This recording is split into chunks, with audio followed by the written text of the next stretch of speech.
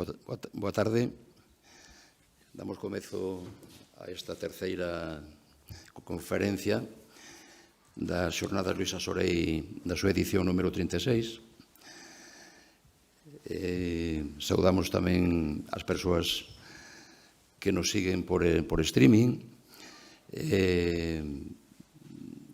Esperamos que ao final no tempo que teñamos de debate, de coloquio, que poidan facer algunha pregunta a través do chat de YouTube, se están interesados en facelo. Xa sen máis, pois presento o conferenciante de hoxe, que é Roque Julio Rodríguez Soalleiro, doutor enxeñeiro de Montes pola Universidade Politécnica de Madrid. Actualmente é catedrático da Universidade de Santiago de Compostela no Departamento de Produción Vegetal e Enxeñería de Proxectos, no que somos compañeiros.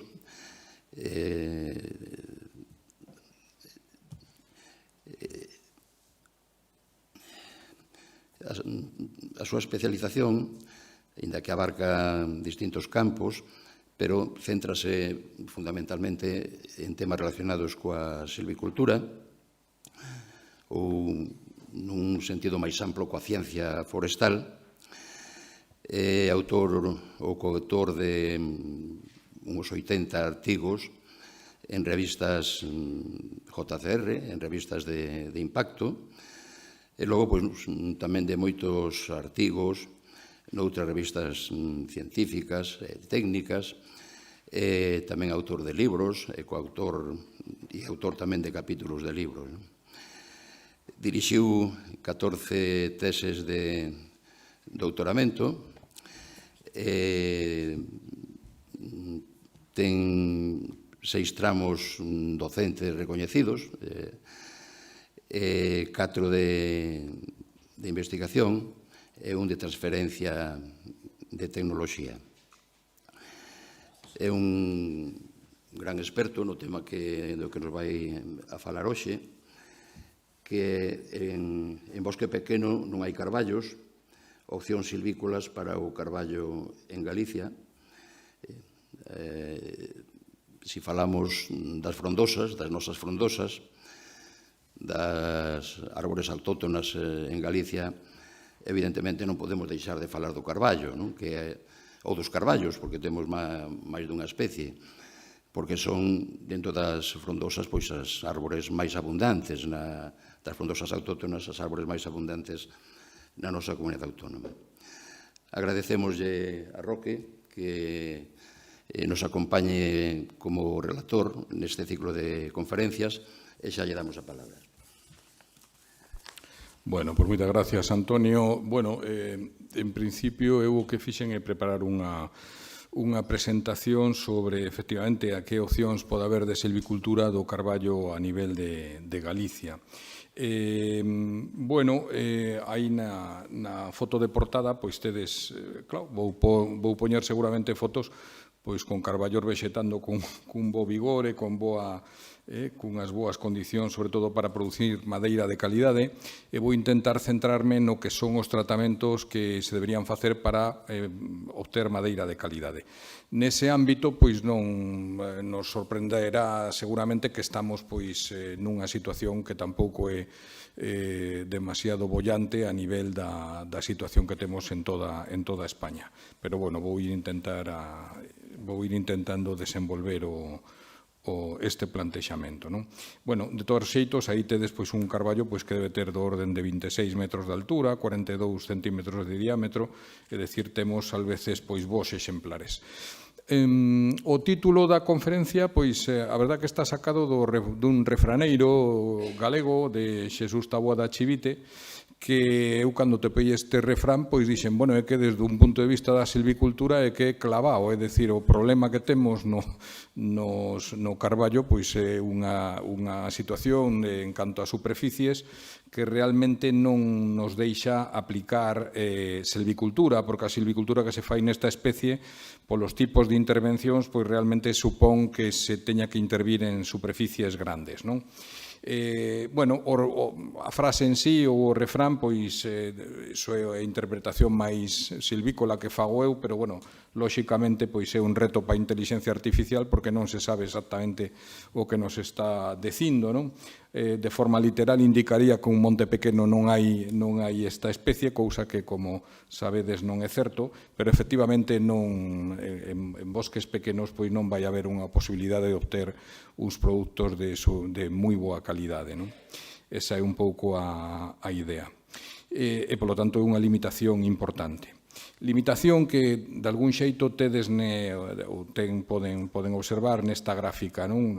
A superficie que dá para frondosas autóctonas o inventario forestal continuo de Galicia, que está entre 500.000 e 600.000 hectáreas, resulta que se a distribúes por parcelas catastrales, pois realmente a gran maioría diso está en parcelas de menos de 0,5 hectáreas.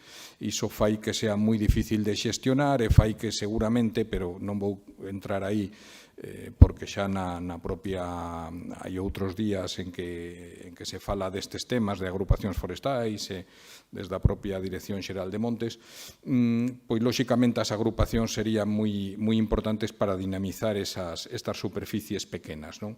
Ese é o problema que temos.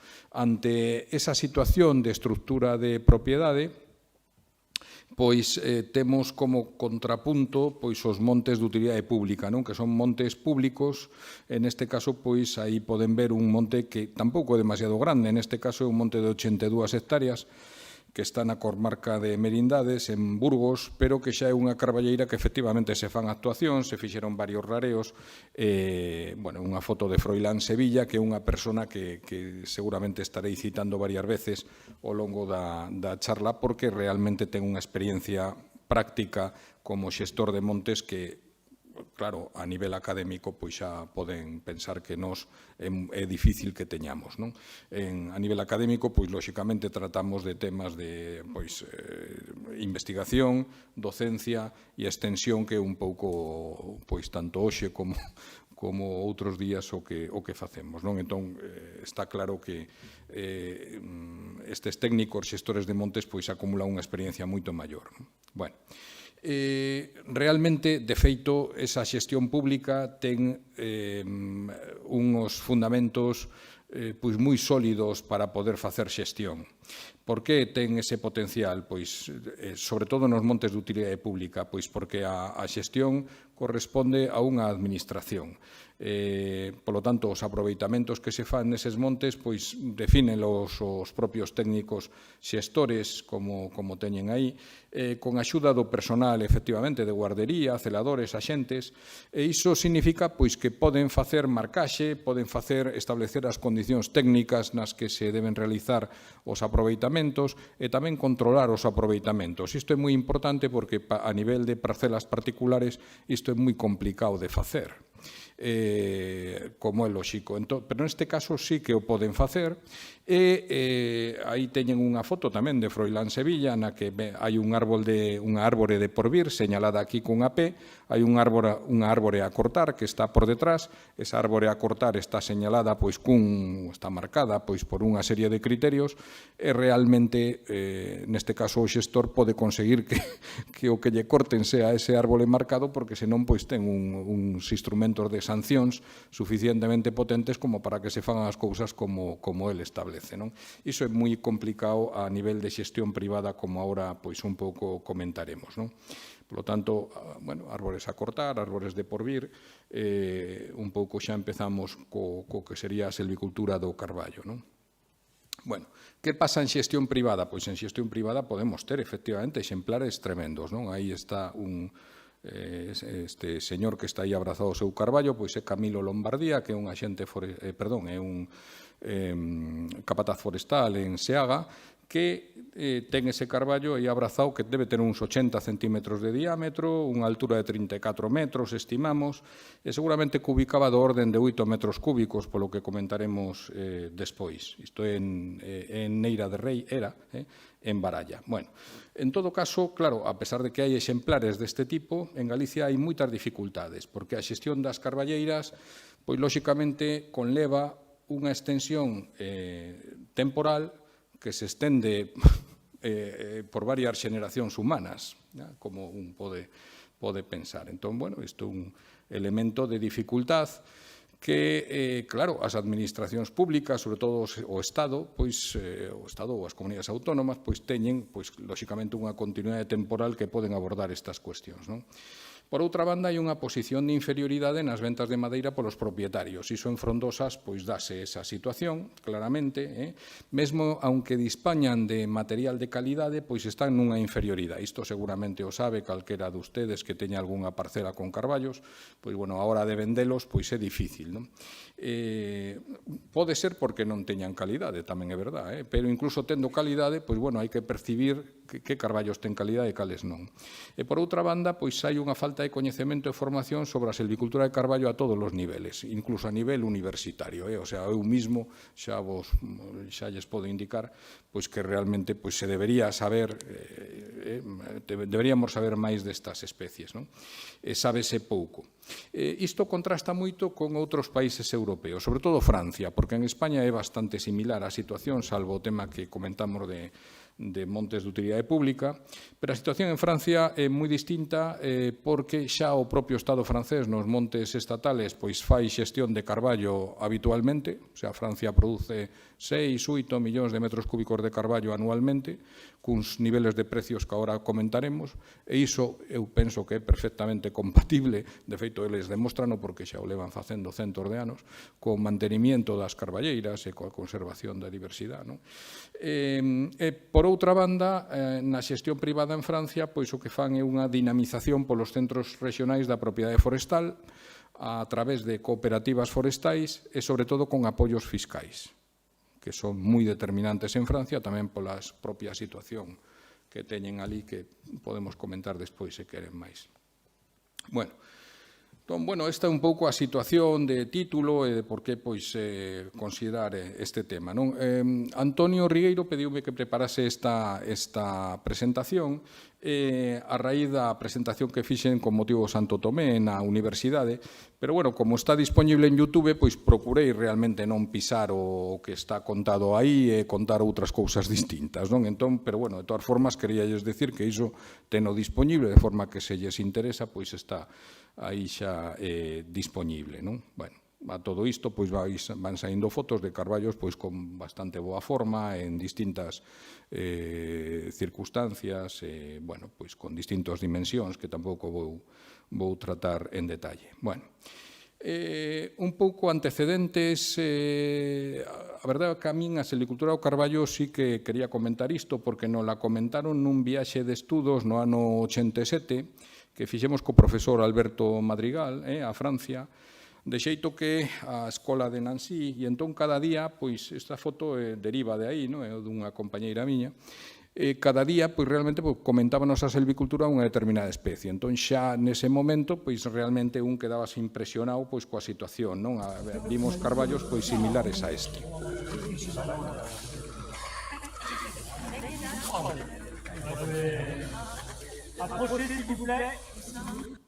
Bueno, claro, son exemplares dunha calidad tremenda, exemplares que non están, o porte non está modificado por actuacións pois de demoucado, bueno, son verdadeiras catedrales, non, as carballeiras francesas.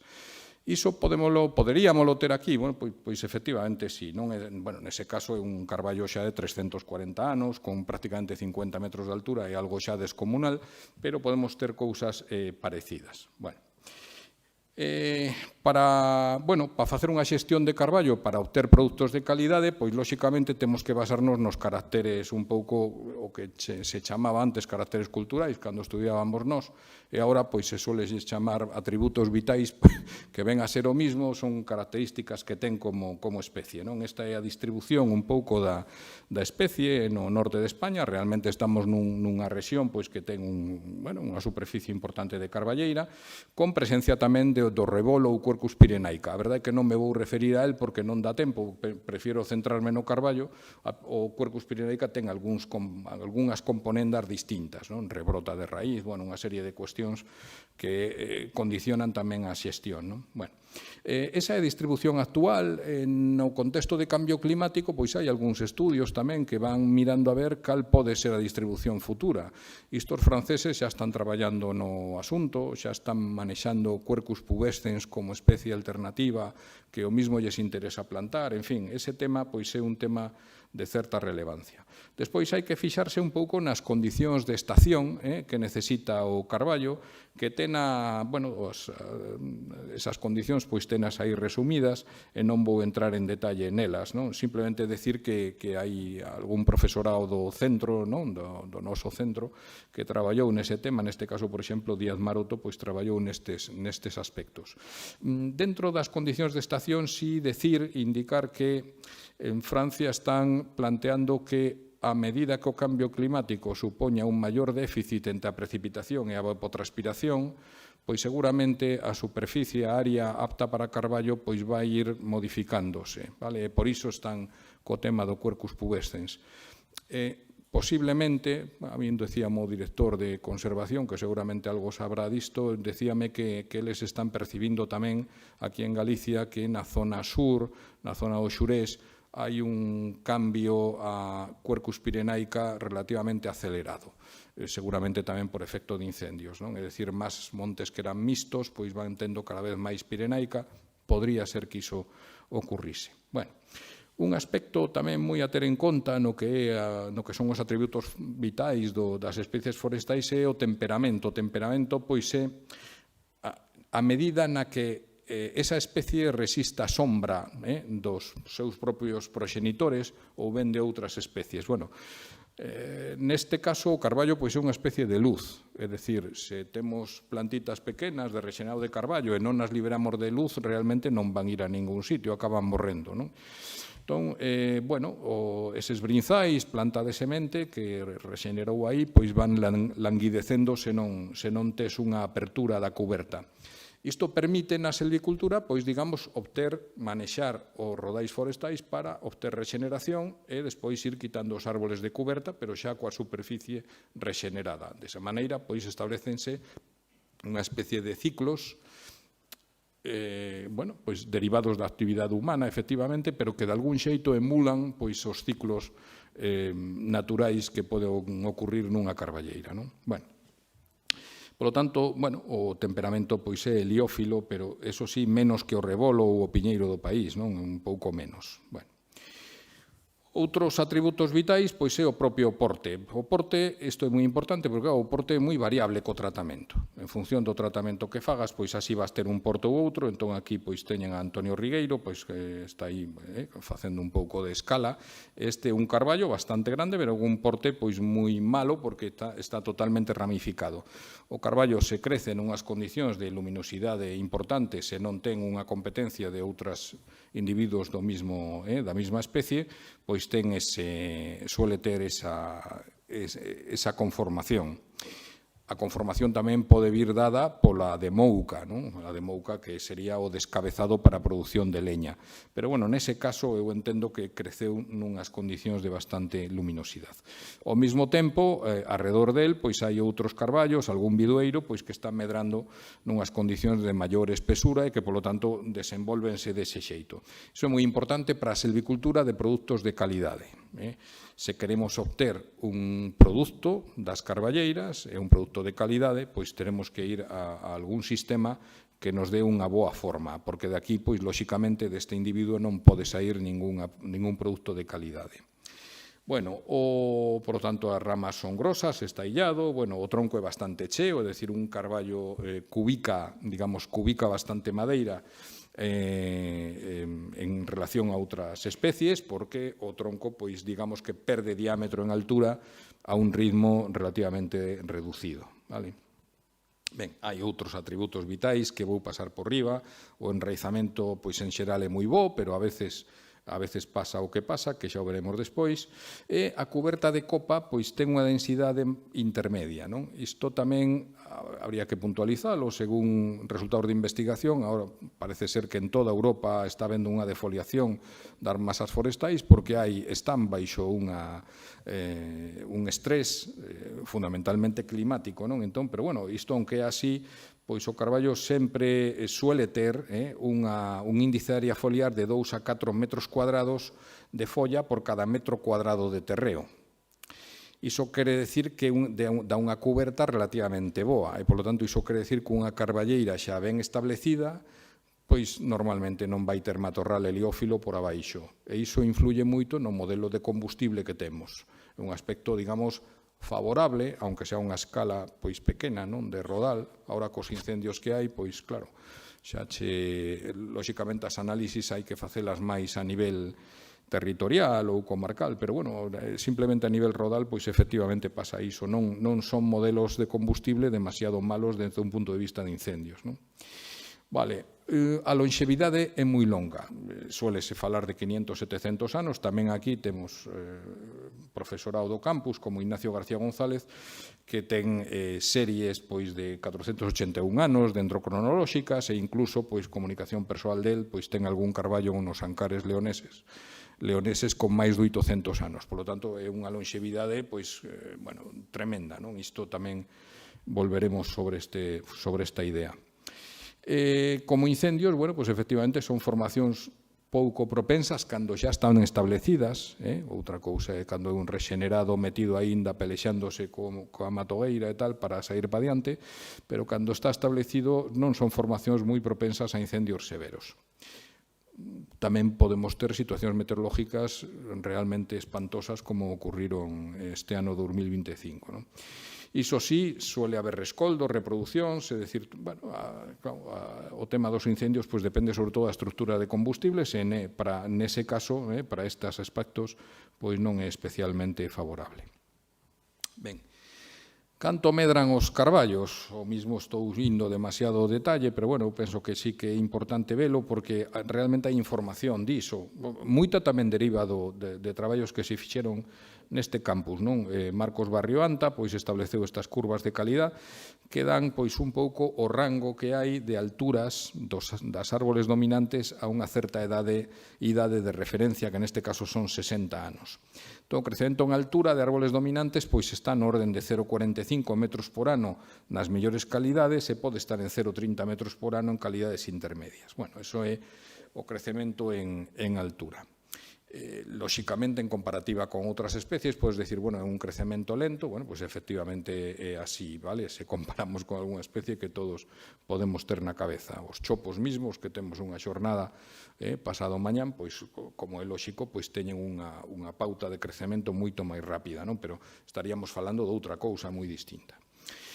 Vale, en canto ao crecemento radial, pois aí temos que os primeiros anos é un crecemento máis activo, suélese medir o crecemento radial nos carballos como os milímetros por ano que hai entre anéis de crecemento, e aí temos pois que suele estar entre 4 e 6 nos primeiros anos e despois xa se tende a valores de entre 1 e 4 milímetros anualmente. Por exemplo, Guillermo Riesco, que é outro colega noso do campus, ten un traballo recientemente que lle sai pois un promedio de 3 milímetros de crecemento radial nunha mostra de 21 árboles e bastantes probetas, non? Bueno, entón aí, pois, claro, o crecemento pódese ver de distintos xeitos, como crecemento en altura, como crecemento en diámetro ou como crecemento, por exemplo, en volumen, non? En volumen, aquí temos en calidades altas, o sea, en carballeiras pois de boa calidad, con bo desarrollo, pois podemos estar donde de 6 metros cúbicos por hectárea de ano, vale? E en calidades baixas, pois estamos en niveles duns 2 metros cúbicos por hectárea de ano. Eso é, en volumen, pois o que nos pode dar o carballo, de acordo? Bueno, pois por ter unha referencia para Francia, en Francia é moi habitual que corten do orden de 3 metros cúbicos por hectárea e ano de carballo. Entón, poden estar pensando, bueno, iso multiplicado polo precio da madeira sería unha renta moi pequena, claro, pero é que o precio medio en Francia ronda os 300 euros o metro cúbico. E, polo tanto, están sacando unha rentabilidade por unha hectárea de carballeira pois duns 900 ou 1000 metros cúbicos, perdón, euros anualmente, non? Tamén é verdad que isto hai que moitas veces repetirlle aos alumnos que se entusiasman moito con isto, tes que ter o recurso feito. Porque en forestal, para ter un recurso, pasan moitos anos. De acordo? De todas formas, nós temos recurso, porque hai 500, 600.000 hectáreas de frondosas que algo habrá que facer con elas, que, polo tanto, pois, bueno, moita superficie, presentaros outro día datos do Inventario Forestal Continuo de Galicia, pois hai existencias de 150, 200 metros cúbicos por hectárea, moitas carballeiras, sobre todo no norte de Galicia. Por tanto, é un recurso que realmente se lle podría sacar un valor económico. A miña presentación vai un pouco por aí, como xa estarán detectando, non? Bueno, outro aspecto a señalar é que normalmente a rexeneración que se obtén unha vez que se pasan estes ciclos de xestión das carballeiras, suele ser natural.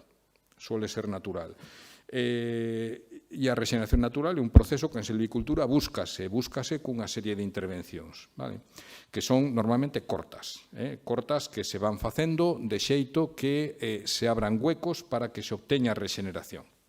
Bueno, esa rexeneración suele ser moi alta. Isto está sacado de moitos manuales de silvicultura, sobre todo centroeuropeos. Aquí podemos ter exactamente a mesma situación. Esta é unha foto onde eu calculo que habría, pois iso, unhas 35 plantas metro cuadrado. Polo tanto, bueno, pois xa pode multiplicar por 10.000 metros cuadrados e realmente podense dar situacións de rexeneración densa sen maior problema no ámbito en que estamos, non? Tamén se reproduce retonando de cepa, non? Como saben, ademais, hasta edades moi avanzadas, pois pódese cortar e de xeito reiterado rebrota, retona sucesivamente. Pero, bueno, o xeito de rexenerar o carballo fundamentalmente é natural. É rexeneración natural a partir de landra. En silvicultura ese é o que normalmente se fai. Pódese plantar? Bueno, pois sí, nos fixémolo, claro, en varias ocasións, pero, bueno, seguramente a plantación máis grande pois é esta que está bastante preto daqui, está nas Gándaras, nun proxecto que foi o Lugo biodinámico. Pero a plantación dá moitísimos problemas. Non quero enganar a ninguén porque necesitase plantar denso, se queres ter unha situación de obter produtos de calidade. Isto, bueno, esta plantación, aquí hai algúns árboles que están bastante ben, teñendo orden dos 5 metros e tal, para a idade que ten, están plantados en 2018, pois teñen un bo desarrollo. Pero, claro, isto é máis ben un parque forestal. Este material, ademais, era material seleccionado, entón, pois, podría dedicarse este espacio a distintos usos, entre eles producir landra de calidade, porque realmente é un material de rodales selectos de carballo, non? Bueno, pero, bueno, hai problemas. Realmente plantar carballo pois é a un plazo de tempo, pois como poden pensar, xa moi longo. O lóxico que penso eu que nos planteemos aquí é pois sacar algún aproveitamento das carballeiras xa existentes, non? Bueno, temos o problema dos materiais xenéticos axeitados, do establecemento, que non é tan doado pois como especies moito máis frugais, tipo piñeiro, piñeiro do país ou tal. Bueno, sobre terreos queimados houbo moitísimos fracasos en plantación de carballo, moitos fracasos, e seguramente iso require ainda investigación a ver por que é. Incluso tendo un suelo de unha certa profundidade, pois danse eses fracasos, posiblemente pola composición tamén bacteriana que cambia cos incendios, non? Bueno, sí que efectivamente son lóxicos e bastante habituais os complementos de rexeneración, é dicir, zonas que rexeneran pero que hai algúns huecos, complementanas con plantación do propio carballo ou de especies de madeira valiosa, non? Bueno, e nada máis, aquí teño algún comentario sobre os clons, por exemplo, que están desenvolvendo en Lourizán e tamén os que desenvolve unha liña de traballo que ten o noso colega Fernández Lorenzo, Juan Luis. Bueno, unha vez que vou ir un pouco por fases, o sea, vou facer unha presentación máis ben académica, porque as cuestións un pouco de algunhas cuestións, digamos, máis de aplicación, penso que poden ir máis orientadas a outras das presentacións que pode haber estes próximos días, non? As rozas, pois, é realmente moi importante. Primeiro, en carballeiras, pois, de produción realmente de madeira de calidade, pois o que fan é, claro, reducir a competencia, conseguir un bo establecemento dos carballos e organízanse sempre estas intervencións a partir de faixas que se abren expresamente para poder entrar, porque senón non podes entrar, non? Entón, bueno, esa é un pouco unha situación habitual en Centro Europa, en todos os países centroeuropeos, e que se fai dese xeito. Normalmente fanse un mínimo de 3 rozas, non 3 intervencións de rozas. A nosa realidade pode ser distinta, lóxicamente. Podemos ter moitas carballeiras, de feito están en ladeiras, e resulta que as intervencións estas de roza poden ir máis orientadas pois a reducir o riesgo de incendio. Lóxicamente non va a rozar todo, debería ser rozar en zonas pois estratéxicas para ter máis oportunidades para a extinción. E, por outra banda, pois para axudar a carballeira pois a que vaya, sobre todo nos bordes da zona rexenerada con carballo, pois a que vaya bueno, pois, controlando a matogueira, non? Bueno, polo tanto, ese é un outro aspecto a considerar. Da época das rozas pasamos á época das desmestas, ou que serían os clareos, non, en castelán, que son intervencións que se fan cando, bueno, pois máis ou menos o arbolado ten este aspecto que teñen aquí. Isto suele se chamar latizal a nivel forestal, son diámetros relativamente reducidos, pero árboles bastante espigados. Mantense, de feito, estas densidades tan altas, isto é unha das fotos dese viaxe de estudios en 1987, porque, bueno, pois dese xeito temos unha base de selección para árboles de calidad moito maior, é dicir, son densidades aínda moi altas. As desmestas, de feito, van baixando a densidade desde un 10.000 pers por hectárea, árboles por hectárea, hasta máis ou menos 2.000 a 2.500 aos 30 anos, que é cando empezarían xa as intervencións realmente comerciales. Os rareos ou claras xa son intervencións comerciales no sentido de que obtense unha madeira que se pode vender, non? Aquí temos como, claro, estas desmestas tense que facer cun apoio mecanizado, non hai outra maneira de facelas porque senón non entras ali. Podes, bueno, deixar os sitios sen intervir, non facer nada, pero eu penso que non é boa idea, ou eu abogo polo menos porque se faga unha xestión activa, porque dese xeito consíguese unha maior implicación da propiedade coa propia parcela, co propio monte, obtención de produtos de calidade, en fin, xa o comentaremos despois. E tamén unha reducción de temas de estrés en condicións de cambio climático, porque tú canto máis espacio lle aportes ao arbolado, pois, digamos, co balance hídrico que ten vai ser máis favorable. Por lo tanto, eu penso que isto debese facer. Estas dúas fotos son de Francia, son da zona de Lorena, e son desmestas que, como se pode ver, sempre van en beneficio de árbores que queremos promover. Por lo tanto, na silvicultura do carballo a idea é sempre unha selección positiva. Este é un pouco curvado, pero, bueno, teno seleccionado. Aquí ten outro seleccionado que marcan cun spray, é dicir, o spray é algo habitual na xestión destas formacións porque tes que marcar o arbolado que tú queres favorecer. E despois as intervencións fanse en beneficio deses árboles que se quere liberar de competencia para que teñan pois un maior vigor e un mellor desenvolvemento, non? Vale. Problema que temos aquí coas desmestas, que moitas veces subvencionanse e tal, bueno, isto, o problema que temos é que se fan desmestas demasiado intensas. Baixase moito a densidade, perdemos base de selección, podamos os carballos cando realmente tampouco é necesario podalos se tuvésemos unha densidade suficientemente alta, e intervimos polo baixo, é dicir, que quitamos os malos cando realmente pois, o que nos interesaría é promover os bons. Vale, esta é unha cuestión, digamos que un cambio de criterio moi importante, un cambio un pouco, hai que darlle unha pensada, porque, claro, é simplemente un coste bastante elevado, trátase de quitar carballos pequenos.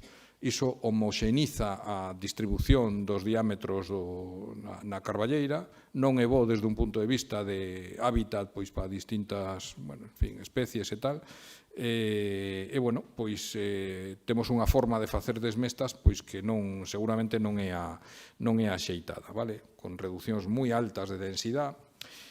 Os carballos nese primeiro momento teñen que estar moi densos, vale? Esa é un pouco a conclusión. Chegamos á parte xa de rareos en marcaxe, onde podemos decir, bueno, pois xa por fin podemos facer unha intervención que supoña unha actividade económica.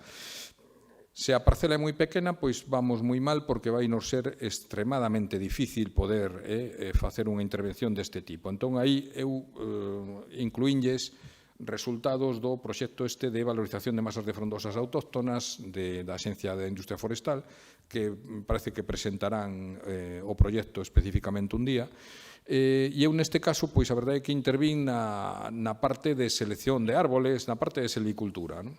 E, bueno, foron estes últimos 3-4 anos, bueno, pois a idea do proxecto eu penso que é bastante interesante, en varios rodales xa preexistentes. Neste caso é unha carballeira duns 60-70 anos en Labio, que está moi cerquiña aquí, bueno, cerquiña, está no concello de Lugo. En 4,33 hectáreas aproximadamente fixose unha intervención que, claro, sendo unha intervención lixeira desde o punto de vista da intensidade por hectárea, o ter 4,3 hectáreas iso permitiu extraer un volumen total suficientemente grande como para ter un lote de madeira comercializable. Ese é un pouco o fundamento da cuestión que eu penso que se pode entender perfectamente. Entón, interviuse, esta é a situación que tiña o rodal antes de intervir. Este é un rodal, ademais, que seguramente lle debemos a Juan Villarino que este aí pola xestión que fixo nesa zona de manter a carballeira, que algunha dificultade lle conlevaría coa jefatura de servicio do momento. Pero bueno, ahora mismo son 70 hectáreas que están aí de carballeira, non? Fundamentalmente no monte vecinal Mancomún de Labio. Son 1.150 pés por hectárea, hai unha densidade moi alta e hai un volumen de madeira que ronda os 300 metros cúbicos por hectárea. Efectivamente, madeira pois con curvaturas, con seus problemas, as súas circunstancias, non? Iso evidentemente é así, pero iso pode mellorarse, e de feito mellorou como vamos ver agora.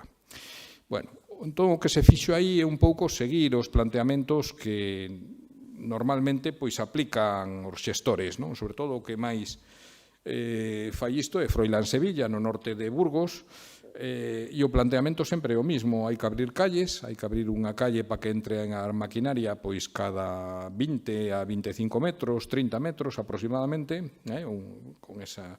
E despois, a partir desas calles, pois hai que seleccionar árboles de porvenir e intervir nos competidores deses árboles de porvenir retirándoos.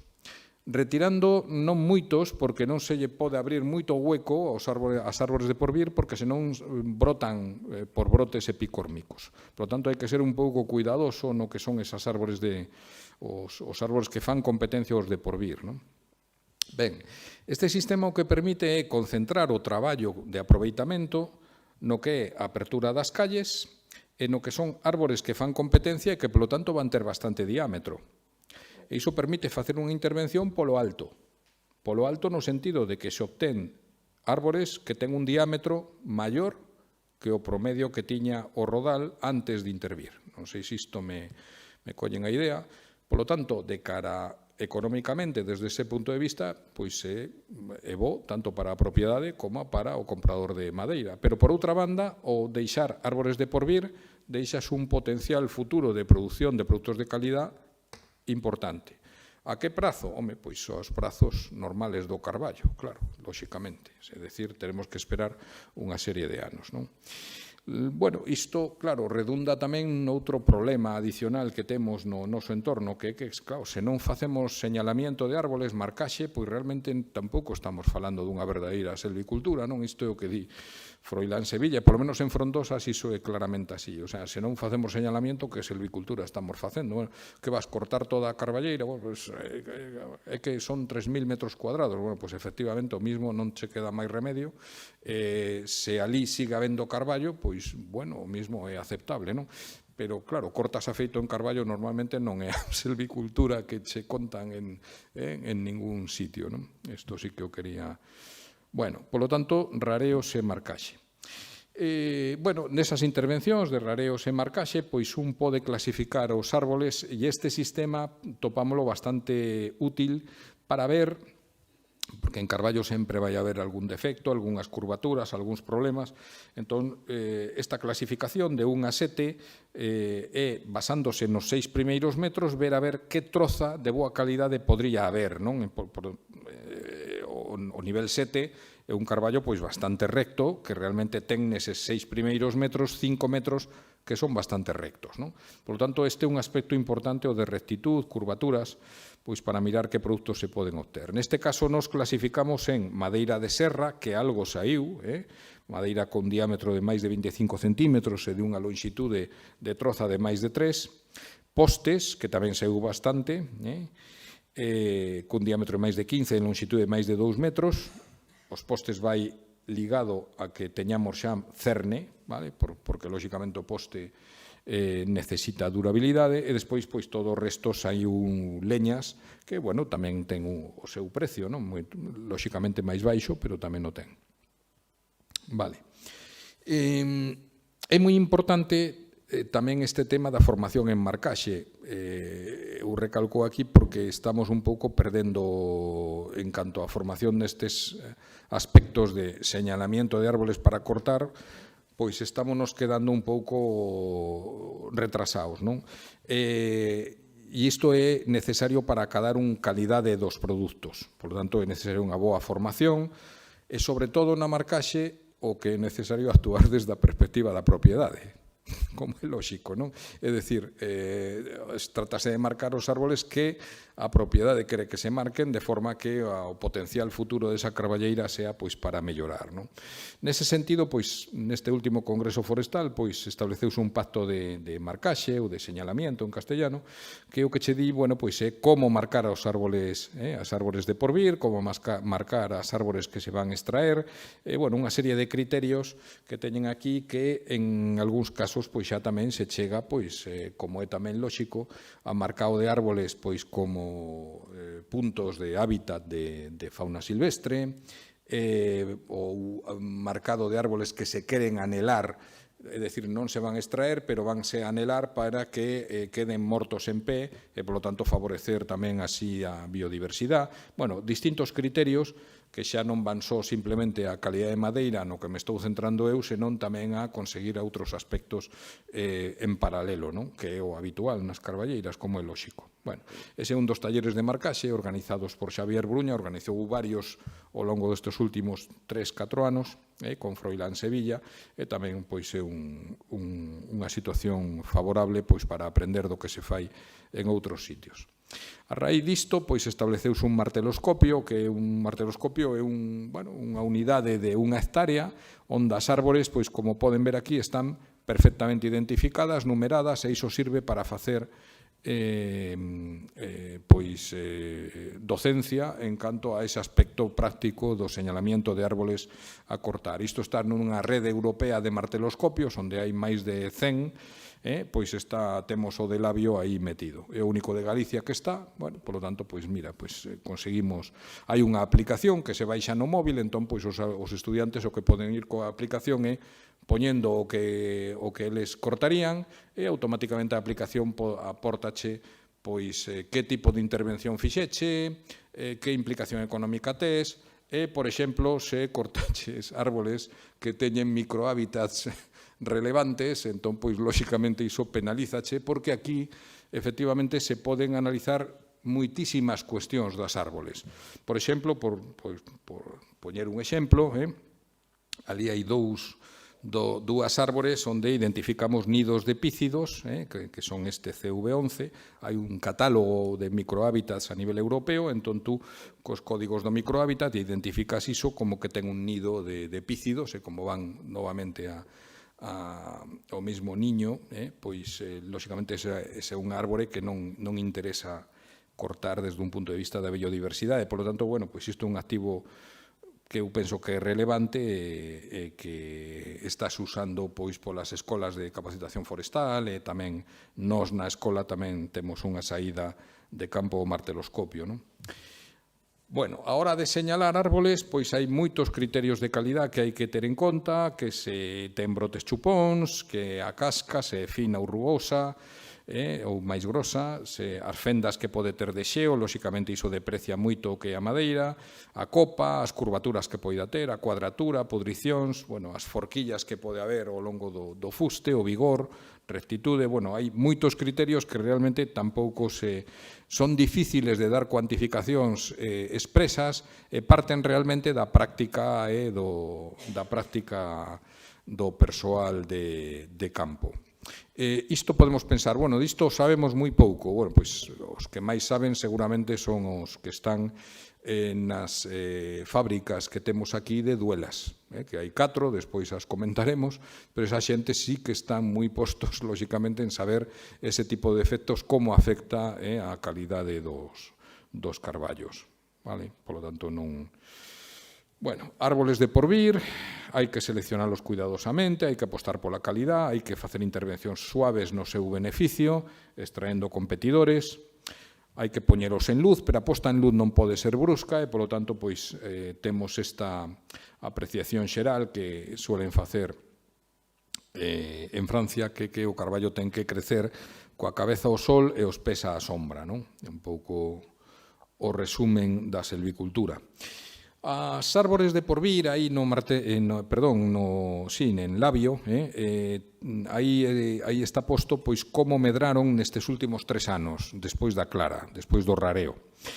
E eu penso que este gráfico pois é bastante indicativo, porque son do orden de 50 e pico árbores de porvir, e a partir do rareo o incremento medio en diámetro foi duns 2 centímetros en 3 anos, e en altura foi pois de 1,2 metros en 3 anos. É dicir, eses árbores responderon. Acórdome de algún compañeiro que me decía, bueno, con 60, 70 anos xa non van responder, porque xa ten moita edad. Bueno, o carballo con 60 anos pois está nunha especie de adolescencia, non ten nada que ver cos criterios que temos nos en canto a tal, non? Por tanto, claro que responden, e claro que digamos, hai varias flechas destas, non a puxen en todos, hai algúns que, por exemplo, en altura medran moi pouquiño ou nada, pero en diámetro medran todos, lóxicamente. Por lo tanto, se trata de fomentar o crecemento futuro dese arborado de porvir. O arborado de porvir, pois, con 50 por hectárea, pois é suficiente, non hai que obsesionarse, ten que estar ben espaciados, pero tampouco nos podemos obsesionar co espaciamento, non? Bueno, aí... Neste caso, bueno, pois o crecemento radial promedio foi de 3,2 milímetros e o diámetro promedio ahora mismo é de 32 centímetros nos árboles de porvir. Isto quere decir que seguramente chegarán a 40 no entorno de 10 anos. Por lo tanto, xa con capacidade para dar produtos xa de bastante mellor calidad, como veremos despois, non? Bueno, nos rareos sempre temos que mirar as copas, hai algúns criterios que fun recopilando aí, as árbores de porvir deben ter unha copa ben desenvolta, porque senón responden malamente, se abres moito, pois teñen moitos brotes chupóns, por lo tanto, o tema das copas pois é un factor a ter en conta. E os rareos hai que irlos facendo pois cada certo número de anos. Bueno, isto quere decir, pois cada ese número de anos, pois poderías obter un beneficio económico, mesmo que sea relativamente reducido, non? Pero progresivamente será maior, porque obteremos arbolado de unha dimensión maior. Bueno, isto é un aspecto do aproveitamento que se fixo en Labio, que foi mecanizado.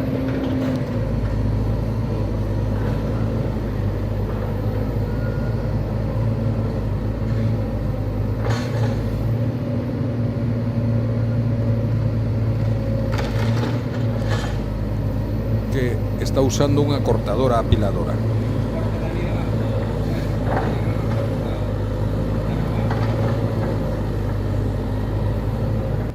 Bueno, aunque isto se fixo desta maneira, tamén quería indicarlles que en Frondosas todo o tema da mecanización con cosechadora ou con cortadoras apiladoras é moito máis complicado que en coníferas ou en eucalipto, porque, lóxicamente, pero iso pasa en todos os países do mundo e, desde logo, en todos os países de Europa, non? Polo tanto, pois, a fase de corta sí que é bastante habitual aínda facela con motosierra, non? Directamente de forma, de xeito, digamos, manual. E aí teñen algúns valores, pois, un pouco do que se fixo ali, a faixas de 4 metros, cada 30 metros.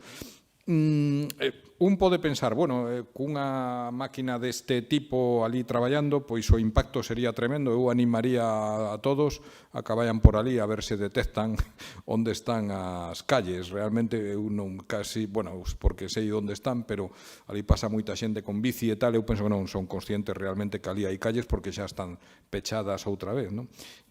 Polo menos na parte das copas. Bueno, isto aquí non vou entrar moito, pero vamos, o volumen total extraído pois foron do orden de 180 metros cúbicos, que un lote de madeira xa, pois bueno, pois comercializable, non?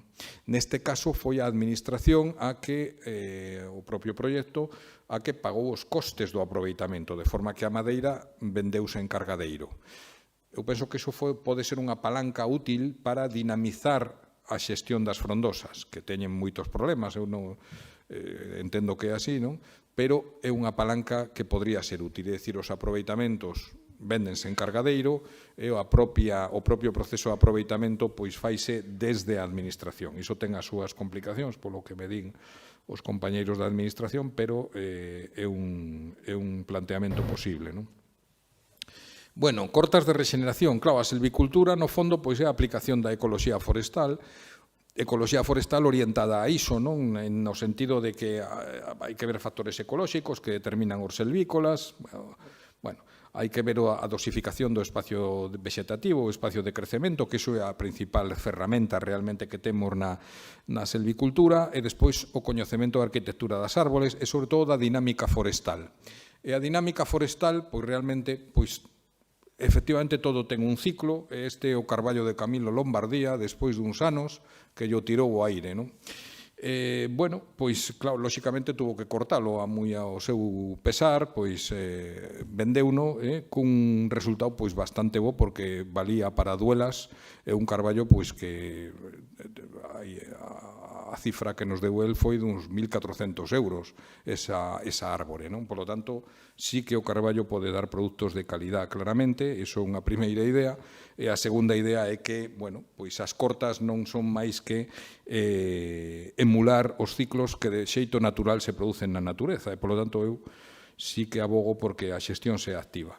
Que se fai en Francia? Pois cortas por rareo sucesivo, tamén en Alemania, tamén en Bélxica, tamén, en fin, estou sempre con Francia, pero vamos, isto podense visitar distintos países onde hai a silvicultura de carballeira pois é habitual. Neste caso están cortando as árbores que foron para a flecha de Notre Dame, e nese tipo de cortas pois xa suele haber unha rexeneración xa, e progresivamente pois libérase esa rexeneración eliminando eses árboles que quedan, non? Que suelen ter unha idade xa bastante avanzada.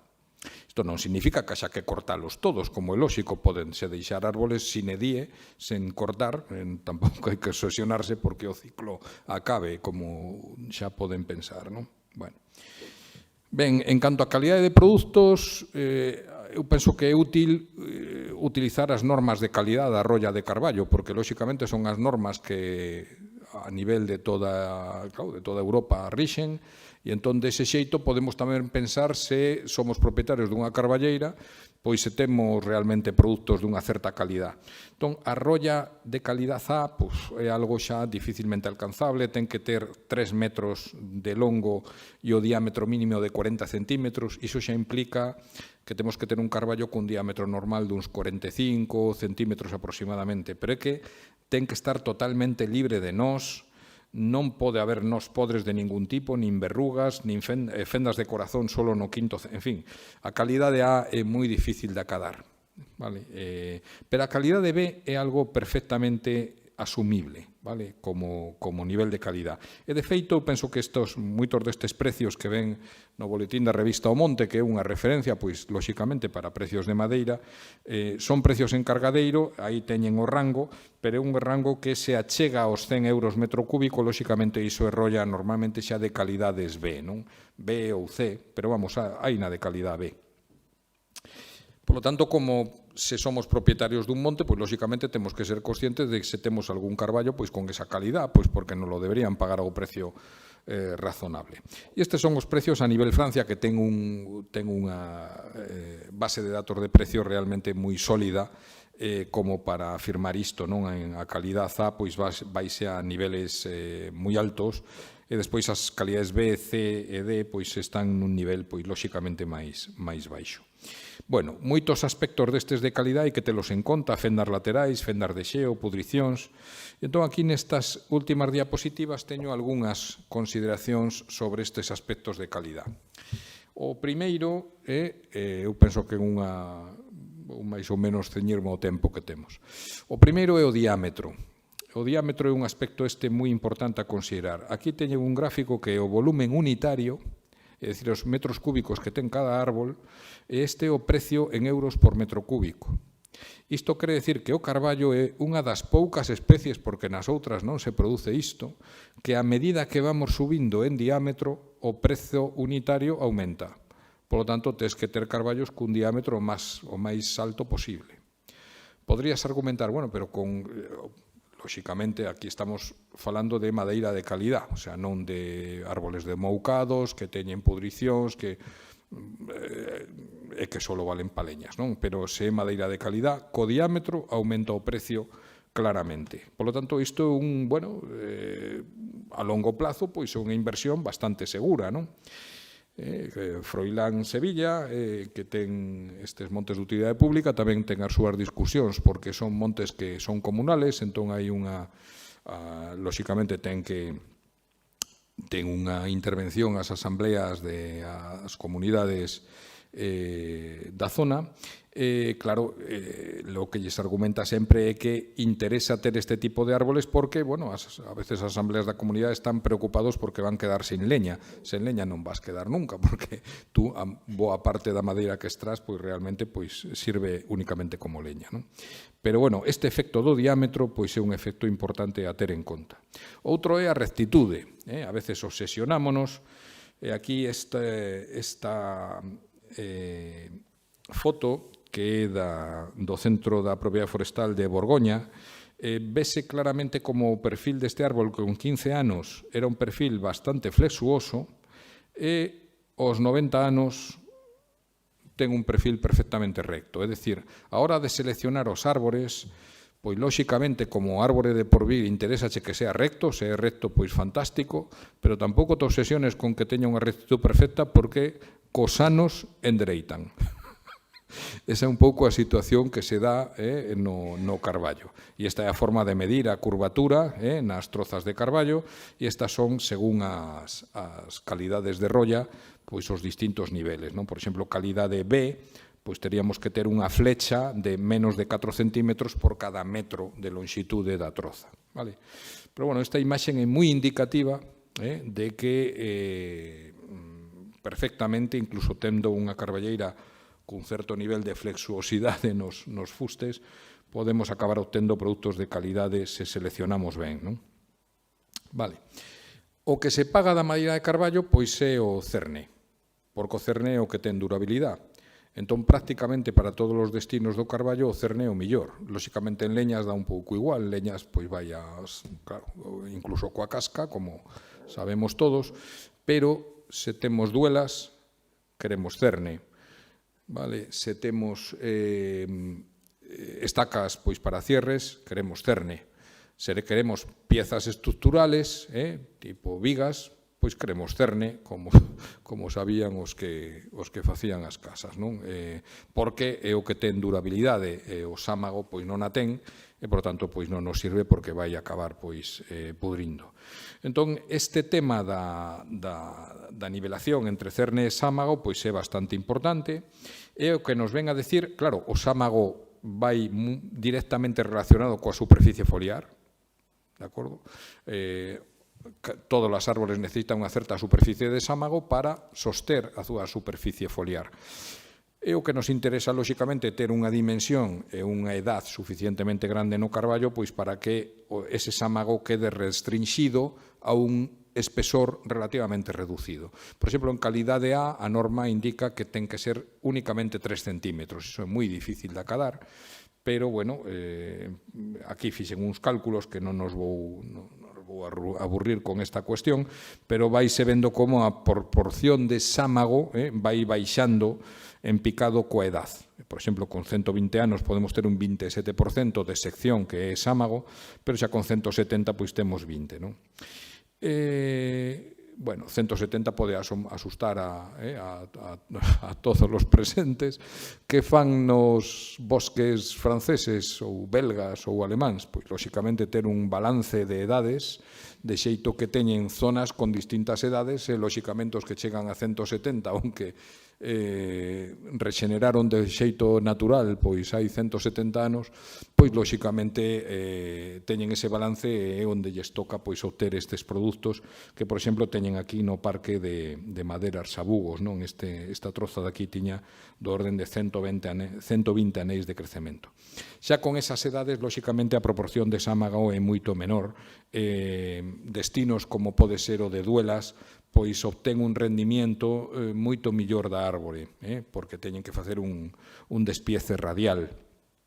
Bueno, outro aspecto a considerar é a excentricidade da médula, o porcentaxe de casca, pero, bueno, non vou entrar niso porque me fun a temas posiblemente moi técnicos. Todo iso queda recollido na norma, é importante, pois, bueno, se temos excentricidade, pois mal.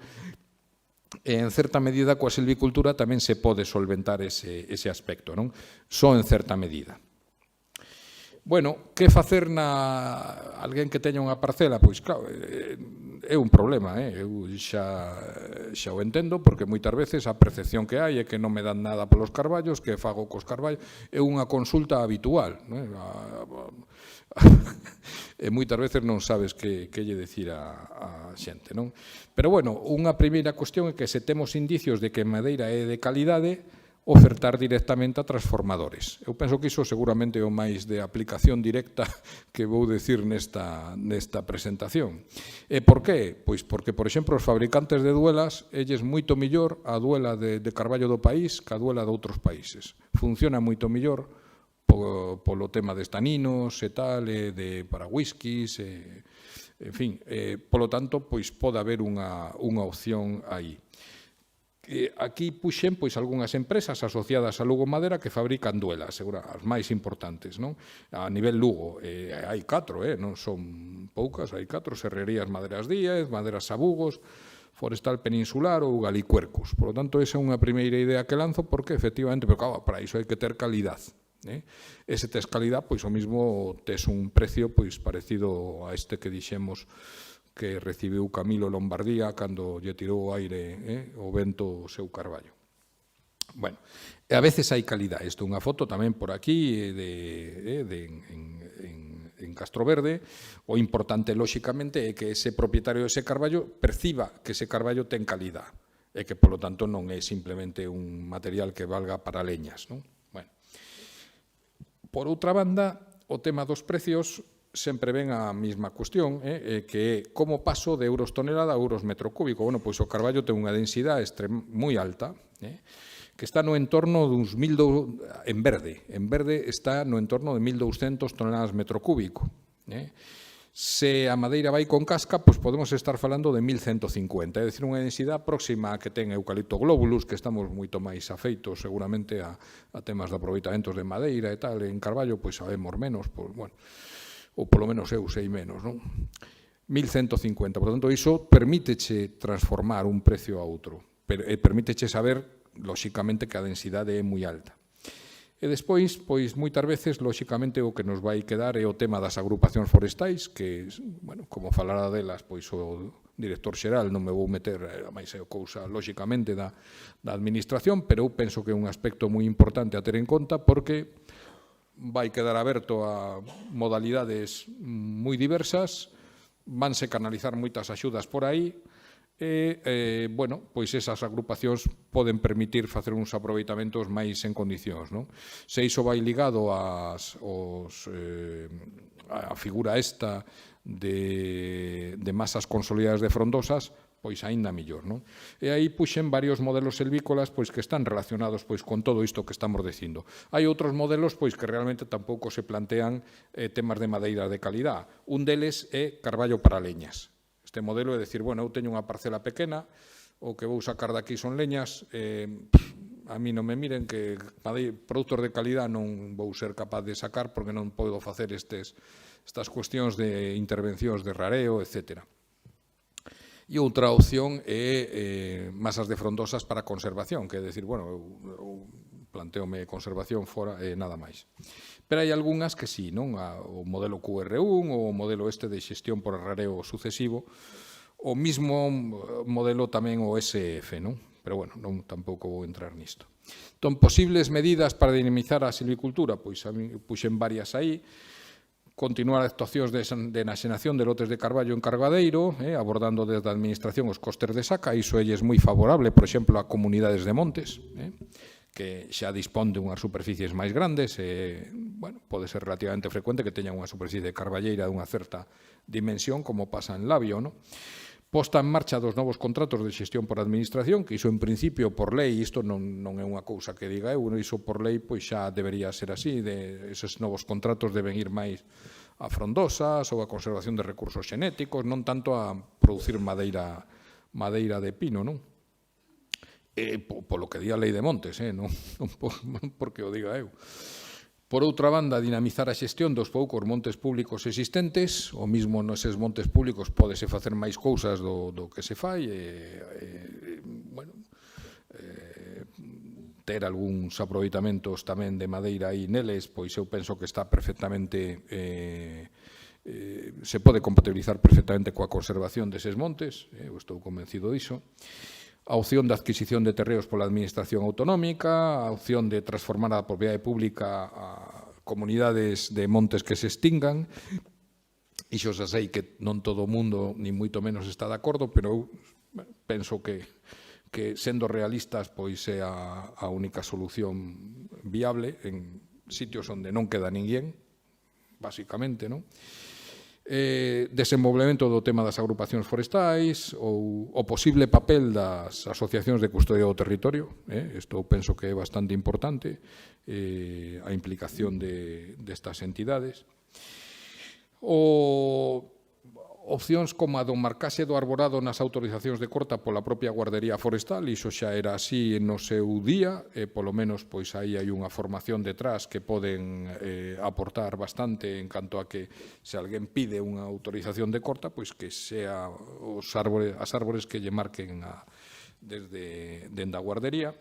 E, por outra banda, ligado a estes aspectos que estuvemos vendo de produción, sobre todo de produtos de calidad, tipo duelas, pois en sector transformador pois tampouco vamos ter silvicultura, é dicir, se non se fai pois algo de silvicultura para ter un recurso do que poida aproveitar ese sector transformador, pois realmente vamos moi mal, vamos, penso eu, hacia unha situación de unha maior abandono do medio rural, e na miña concepción, o abandono do medio rural pois está moi intrínsecamente ligado a lumes, a incendios. Eu penso que nada máis. Pola miña parte, penso que me centrei no tempo.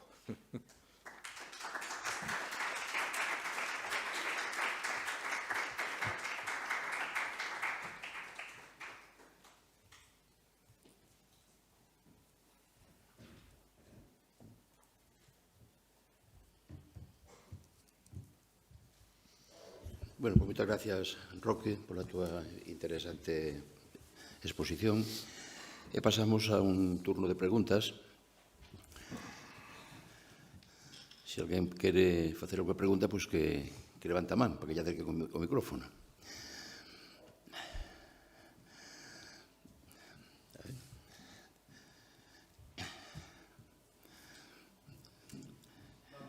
Teresa, o micrófono.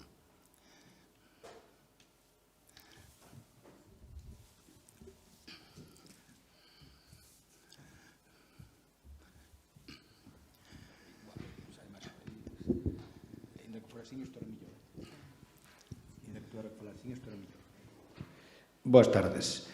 Mire, queríalle facer unha pregunta. Eu tiña entendido, agora xa non o teño, despois de haberlo escoitado a vostede, que a densidade do carballo era inferior a 1. Tiño entendido. Claro, isto a que ven? Bueno, pois isto ven a que moitas veces as árbores, non me refiro exclusivamente, non me refiro ao carballo neste caso, se transportan polos ríos. Se os troncos non flotaran non se podían transportar, por lo tanto teñen que ter unha densidade inferior a 1. Entonces, eu non entendo moi ben iso, porque vostede, polo que entendín aquí, que estou falando dentro dunha situación dubidosa, que a densidade do carballo é similar á do eucalipto, entón usted dixo que era 1150 bueno, é superior a 1150 toneladas metro cúbico, algo así, non o entendí ben. Pode aclarar isto? Sí, claramente, o carballo recién cortado non flota. Non flota. O que se saca por auga é piñeiro, os mástiles, por exemplo, que se sacaban pois en zonas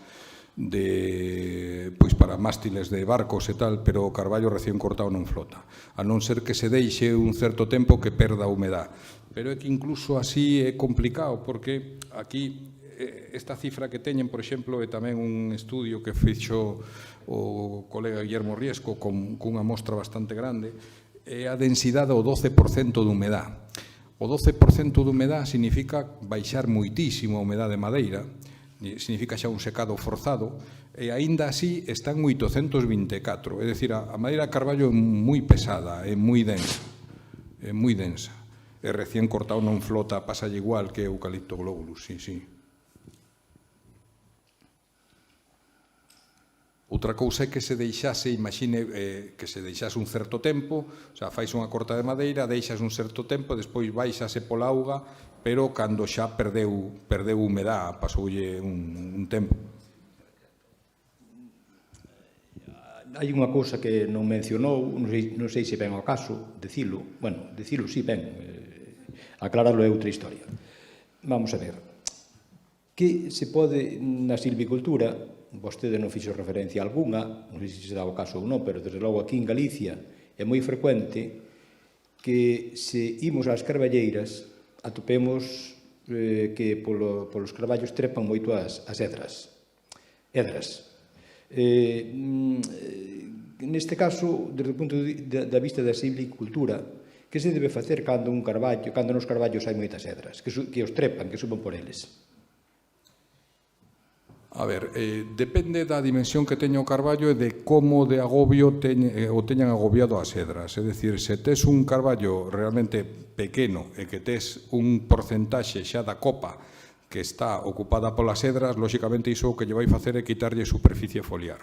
Ahora, que un carballo como este, que eu estou aquí, non sei se dan conta e tal, que isto son 2 metros, teña edras por baixo e que é igual, porque é simplemente un soporte, é dicir, non lle retira savia nin nada, non? É dicir, a edra simplemente utiliza o carballo como un soporte. O problema que podes ter, efectivamente, claro, neste caso non ocurriría porque a edra non vai subir hasta esa copa, non? Que está a esa altura. Pero en carballos pequenos sí que pode ocurrir. E entón, nese caso, pois o que lle quita é superficie foliar, efectivamente. Por lo tanto, edras de unha certa dimensión, eu penso que sí que é razonable retiralas.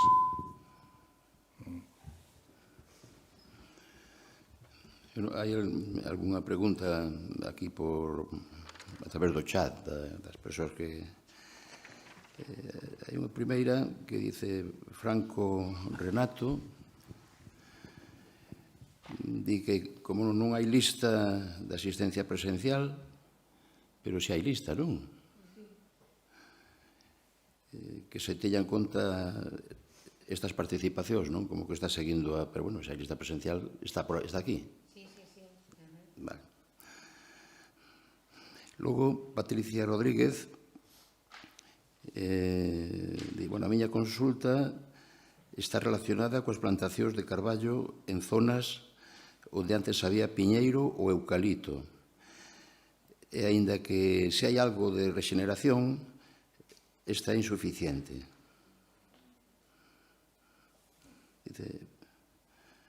Despois plantamos a dúas sabias en varias zonas de monte, morreron o 90% das plantas.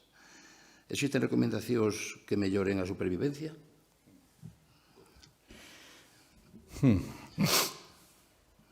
Bueno, eu penso que habría que ver o sitio, porque, claro, hai realmente sitios típicos de piñeiro do país que realmente os carballos que se van desenvolver aí, pois claro, vanse desenvolver moi malamente, sobre todo por plantación, porque por rexenación natural, é dicir, se estamos en calidades baixas, pois son sitios que realmente por plantación vas ter problemas. Para sacar pa diante as plantacións, pois realmente non queda moito máis remedio que incluso recurrir a regas no verán, facer ollos de suficiente profundidade, iso é un aspecto bastante importante, é dicir, na preparación do terreo, poñer boa planta, protexer a planta de ramoneo se hai bastante corzo por ali ou tal. Sacar pa diante as plantacións de frondosas é complexo, eu iso casi o digo por experiencia, vamos. Suele haber mortalidades no verán moi importantes e hai que rozar de forma repetida, porque sobre todo a competencia que fan as herbáceas pois é brutal pola auga, polo tanto é complicado, e sobre todo se estás nun sitio que non teñas unha cuberta do propio carballo, non? Unha certa protección do propio carballo. De todas formas pódese facer, e hai casos, hai moitas comunidades de monte, sobre todo en Pontevedra, que fixeron transformacións de eucalipto, de pino a frondosa, pero normalmente intentan aproveitar a rexeneración que xa hai por debaixo e complementana con algunha plantación. Non sei se con iso lle contestei, pero non me extraña a cifra esa de marras que di, de fallos e tal, lamentablemente a veces é frecuente. Franco Renato tamén considera moi interesante a ponencia. Algúnha pregunta máis? Eu quería facer unha pregunta, un comentario, Roque, en relación con esas 600... Está... Unha pregunta, sí. É que non o biche levantou a man. Como se ve o aproveitamento para chapa? Chapa é estratosférica a calidade para chapa, é dicir, eu penso que vai ser complicado que... Iso seguramente era unha mellor pregunta para os industriales da madeira, pero, bueno, eu estuve falando con algúns destes que menciono aí, e realmente eles moitas veces compran carballo en Francia, a calidade A de chapa é unha cousa intocable, que está a 2.000 euros o metro cúbico, é dicir, unha cousa brutal. Entón, nós aquí obter chapa de carballo, chapa plana, eu penso que sería moi difícil, sería un listón demasiado alto. Fíxate que na norma Telo hai un espesor de sámago máximo de 3 centímetros, é dicir, aí tes que facer a cuadratura do círculo e ter unha carballeira dunha calidade tremenda. Polo que eu sei tamén, nós tampouco temos unha demanda de carballo para chapa, agora o mismo me correxides, pero sí que a de Duelas é suficientemente boa como para que mereza a pena decir, mira, teño unha carballeira de 50 anos, vou facer unha intervención para intentar ter árboles de porvir, que o mismo dentro de 8 ou 9 anos teño algún que vale para Duelas. Eu penso que ese é un obxectivo planteable. Agora chapa, é como se me dís de... non sei. Non sei se te contestei con isto. Sí. Para Duelas, están utilizando solo o carballo ou tamén castiñeiro de calidade? Tamén utilizan castiñeiro, sí. Tamén utilizan castiñeiro en función do viño que sea ou do whisky que sea, pois van a un produto ou outro, pero parece ser que o material de moi boa calidad que ten é carballo. Sí. Máis preguntas?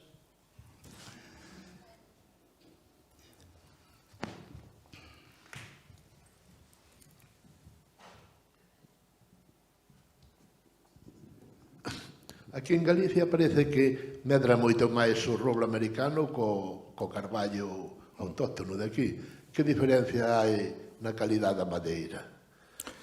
Bueno, hai unha moi importante con isto das duelas que é que o carballo americano, os carballos hai dous grandes tipos de carballos, os carballos blancos e os carballos vermellos. Os carballos blancos son carballos que teñen a madeira moi clara e que son os que se utilizan, por exemplo, para barricas. Os carballos vermellos xa non poden ter esa orientación a barricas porque non sirven para duela. Entón, pero efectivamente o carballo americano aí doulle a razón, moitos propietarios efectivamente nós xa o temos identificado esa situación, en caso de ter que poñer carballos moitas veces optan polo carballo americano porque ten maior crecemento e ten unha quenda de aproveitamento máis corta, é dicir, pódense plantear, digamos, plantalo, non? Aunque sea un planteamento de, bueno, isto deixo yo aos fillos, non? Non, seguramente non o corto eu, pero mesmo os meus fillos o cortan. Entón, sí que é unha especie que me parece importante, interesante. Ahora, a madeira, pois, bueno, ten calidad no sentido de que se podría utilizar para carpintería interior, para muebles, para parquet, pero no caso este das duelas, sendo un carballo vermello, pois non serviría. Vale, moitas gracias. No. Alguna pregunta máis? Ana?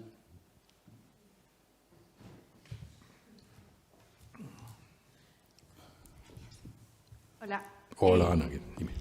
Bueno, moitas gracias pola charla, que foi moi interesante, e eu quero preguntar, porque me pareceu que hai como moita diferencia de crecemento en diferentes calidades, non? Segundo o manexo, e, o sea, me resulta un pouco pouco que o único que se faiga, ou que entendín eu, para promover as árbores boas é favorecer, o sea, solamente se favorecen cortando as que están máis preto ou se fai algún outro tipo de tratamento? Porque digo, esa diferencia tan grande, non? A silvicultura de carballo, claro, básase, digamos, en aproveitar o que che dá a natureza, de forma que non son normales as fertilizacións, nin mesmo as podas é habitual facelas, é dicir, tú consigues que a madeira non teña nós regulando a densidade. Ese é un pouco o aspecto tal. Por lo tanto, todo se basa nunha regulación de espacio de crecemento e no potencial futuro que che poden dar determinados individuos que tú queres favorecer. Entón, iso o que marca é realmente o crecemento diametral. Claro, tú o abanico este tan grande que ves aquí é crecemento en altura, ese abanico venche dado pola calidade do sitio, fundamentalmente. É dicir, tú sobre o crecemento en altura podes intervir moi pouco, podes influílo moi pouco. O que podes fomentar é o crecemento diametral. Por outra banda, o diámetro, claro, é moi importante, como vimos, non? Bueno, te estou metendo un rollo impresionante, pero non sei se me colles a idea. Agora, non é moi habitual ter un tipo de silvicultura, imagínate, pois, os chopos. Pois plantas, é unha silvicultura moito máis activa, no sentido de que ter moito máis input que tú metes aí. Pois, o mismo me meto a fertilizar, desbrozo moi frecuentemente, podo porque é que necesito podar, porque senón vou ter nós na madeira con seguridade, polo tanto son dúas situacións bastante distintas. Gracias. Máis preguntas? Máis dúbidas?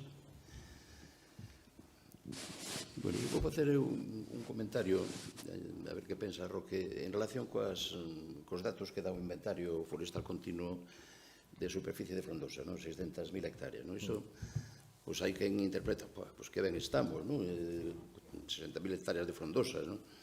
Claro, desas 70.000 hectáreas, pois bueno, si reducimos o que son bosques bastante ben conservados, que están normalmente en Rede Natura, nos Ancares, Courel, Invernadoiro, que o mellor poden ser 200, 70.000 hectáreas, o resto, pois, na maior parte dos casos, son masas bueno, que van desenvolvéndose porque en zonas onde deixou de haber lumes ou porque se abandonan as prácticas agrícolas, entonces as fincas abandonadas, os carballos e as especies autóctonas van recuperando o seu sitio. Pero claro, en xeral temos unha xenética que non é a mellor. Están loitando con toxos, con outras especies de mato e tal, que incluso lles desvían os troncos e lles deforman os troncos. Entonces, se non se fai nada, eu penso que como moito chegarán a ser masas para a leña.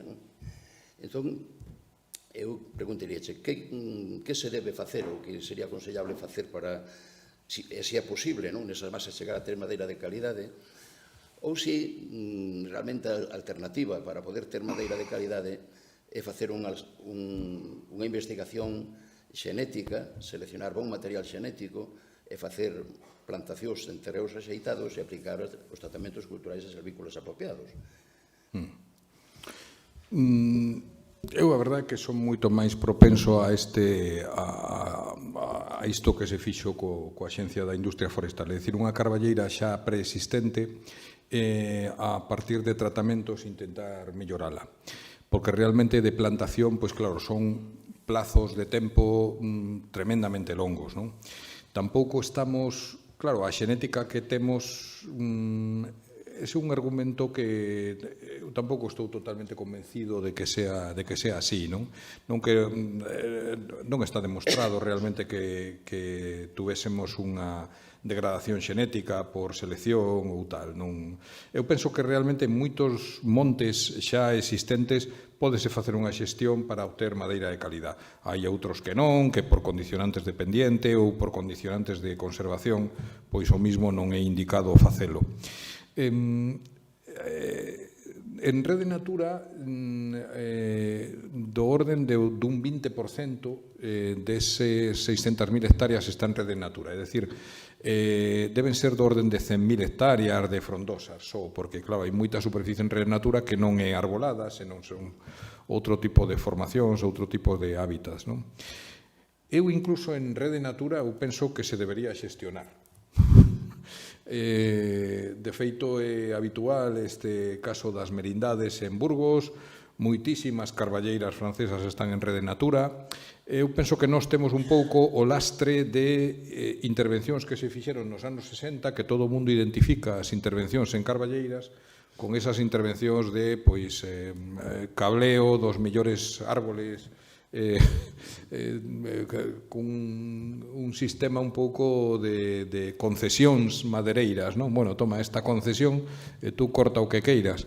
Entón, iso é un lastre que temos aí que vai ser difícil solventalo porque pois moita xente pensa que as intervencións orientadas a cortar madeira pois que son claramente de tipo degradatorio en todos os casos, non?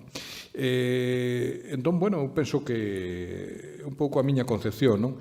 En canto a isto que dis de boas plantacións en sitios axeitados, eu penso que claro, non hai competencia posible con un sitio que este raso. Tú realmente é moi difícil que un non me imagino ningún propietario que lle diga, mira, se plantas carballos, claro, eu penso que ten que ir por outra vía, non? É dicir, pois o home estará interesado seguramente en plantar chopo ou en se me deixa ou non plantar eucaliptos, lóxicamente esa é a situación real, non? Polo tema dos plazos. Sí que vexo que os complementos de rexeneración son importantes, é dicir, se temos carballeiras que entran en rexeneración, hai algunhas carencias da rexeneración ou queremos mellorar esa rexeneración, aí eu penso que sí é onde entra o material mellorado. E para iso, pois fantástico, pon unhas cerdeiras aí que che van dar uns frutos de calidad nun futuro, pero ponas entro medio do rexenerado. As repoblacións, como estamos acostumbrados nós, de un terreno raso que planto carballos, eu non acabo de velo. A non ser que sea algo que digas, bueno, é que é o Servicio de Conservación da Natureza, entón, pois, están planteando iso, pois porque aí houve un lume ou o que sea, pois lóxicamente iso é... Ou senón o que apuntabas tú tamén, non? Que xa a administración mercara terreos, por exemplo, para poder chegar a ter algún día esas carballos franceses que poñías ti nas diapositivas, non? Sí, sí. Pero bueno, aí, por exemplo, en Labio hai árboles, xa che digo, que teñen ahora mismo uns 40 centímetros de diámetro e 25 metros de altura. É dicir, nós temos moitas carballeiras que moitas veces somos demasiado pesimistas en canto aos produtos que poden chegar a dar. Tamén a figura esta que puxen da curvatura, pois eu penso que é bastante indicativa de que a rectitud millora coa edad, non? E, polo tanto, sí que se pode facer moito desde a silvicultura. Pero se empezamos desde a plantación, Dios mío, temos un camiño posiblemente demasiado longo, non? Moi ben, moitas gracias. Alguma pregunta máis? Supoñamos que hai unha devesa moi extensa, pois nunha ladeira, nunha vertente, ao pé dun río, está aí, é silvestre, está aí por crecemento, por natureza, por propia natureza. Hai, polo tanto, unha biocenosi entre todas as especies que están formando parte dese ecosistema.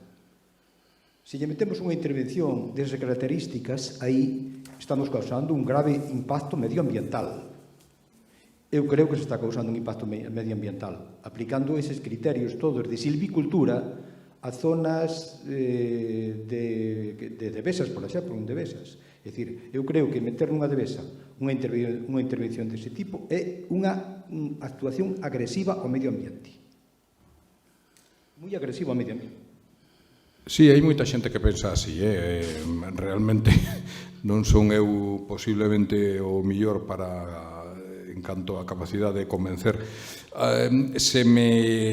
Claro, depende de que devesa me comente, non? Se me di na devesa de Rogueira, pois lóxicamente digolle, bueno, pois seguramente na devesa de Rogueira non se debe intervir, non?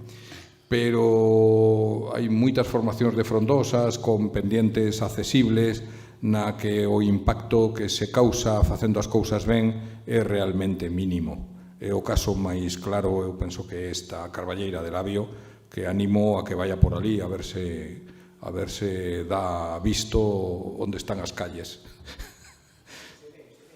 Teresa. Bueno, me vense, vamos a ver, se sabes onde é tal, pois sí, claro que se ven.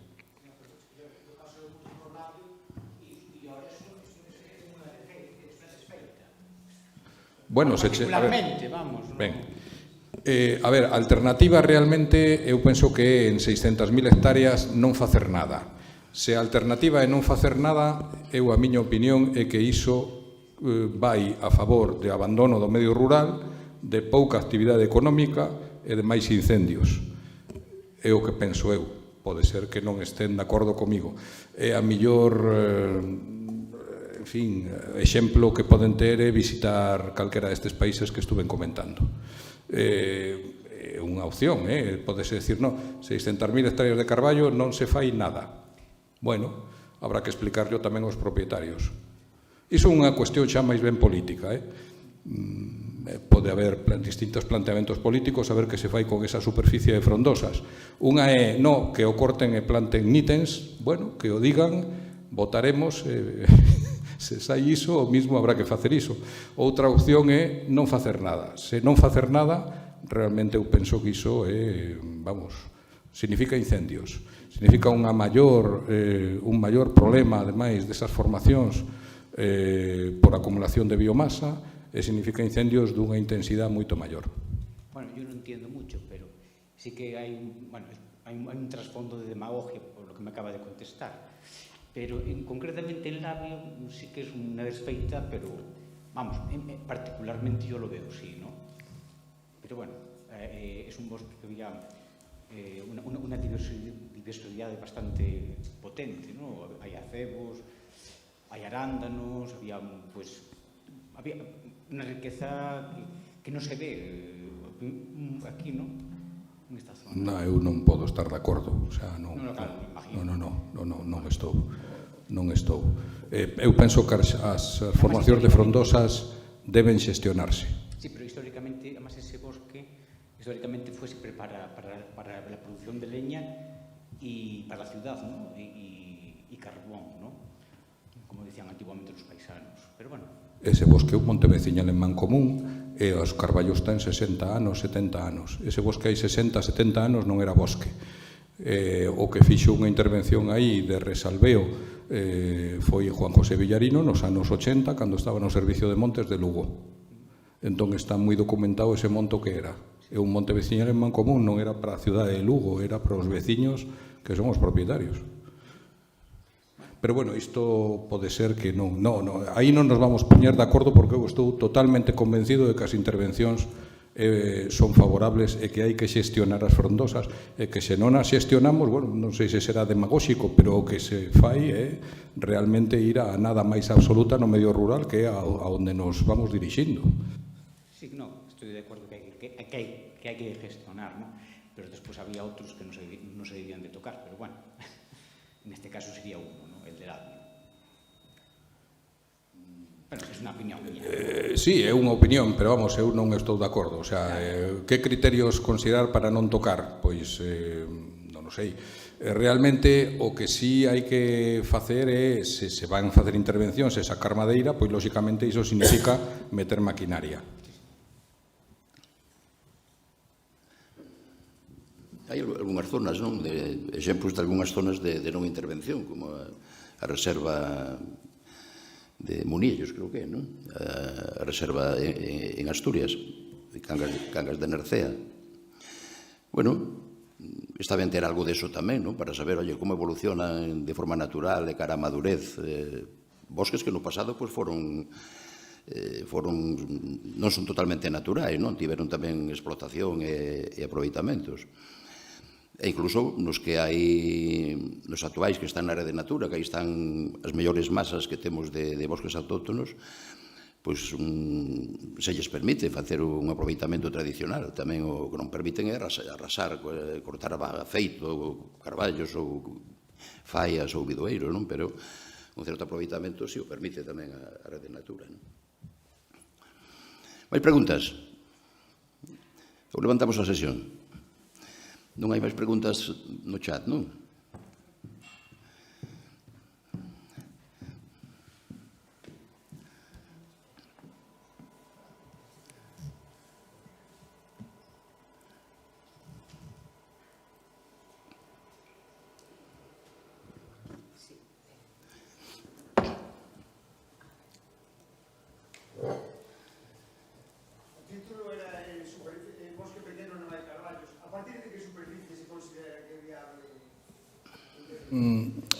Eu penso que é unha superficie que che permita facer intervencións que, sendo suaves, é dicir, sacando unha proporción de árboles pequena, que suele ser do entorno dun 20%, polo tanto bastante suave, que teñas a posibilidade de comercializar a madeira.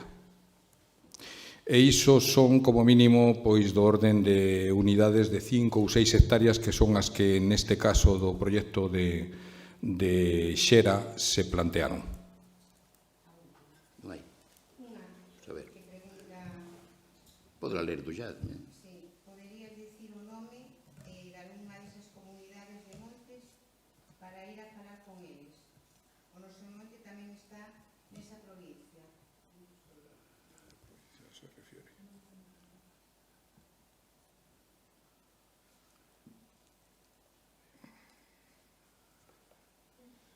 É a mesma que fixo a pregunta de se existen recomendacións que melloren a supervivencia. Non sei.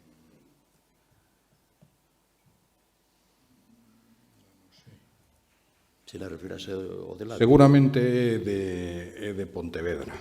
Seguramente é de Pontevedra. Vamos a ver, a comunidade o Monte Veciñal Mancomún de Souto, que está en Gondomar, e que teñen páxina web, teñen Montes de Souto, eles fixeron intervencións dese tipo, é dicir, de transformación de eucaliptal a frondosa. Penso que é o que se refiere. Moi ben, pois despedimos entonces aquí, rematamos aquí a sesión de hoxe. Moitas gracias, Roque. Moitas gracias a vos pola vosa asistencia. Moitas gracias tamén aos que nos seguiron a distancia, online. Moitas gracias tamén ao servizo da Diputación de Imaxes e Son da Fundación TIC que están facendo esa retransmisión, non? Para que os que non poden asistir presencialmente poidan tamén seguir estas conferencias. Moitas gracias e ata mañá.